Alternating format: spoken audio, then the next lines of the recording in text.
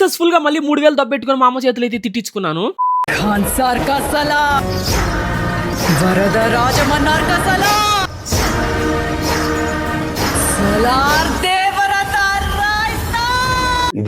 Back to అందర్ video. ముందర ప్రభాస్ అన్న ఫ్యాన్స్ ఎంతమంది ఉన్నారో కామెంట్ చేసేయండి. కామెంట్ బాక్స్ పగిలిపోవాలని. ఇంతకీ ఎలివేషన్ ఎలా ఉంది? సలార్ లో ప్రభాస్ అన్న లాగా ఉందా? మీరు చేస్తే కామెడీగా ఉంది సార్. నేనైతే ఒక పెద్ద బొమ్మ కొన్నాను, దాన్ని అన్బాక్సింగ్ చేయడానికి మా అమ్మ ముందర కూర్చున్నాను. మా అమ్మ రియాక్షన్ చూడండి. నీ వయసు ఎంతరా? పుట్టింది నీకే కదా మమ్మీ, నేనా దొరికినానే అయిందే. ఇంకా ఈ వయసు వచ్చిన బొమ్మలు తాటాలి సిగ్గులేదా? మీరు బీటెక్ జరిపించినప్పుడే వదిలేసామా నా సిగ్గు.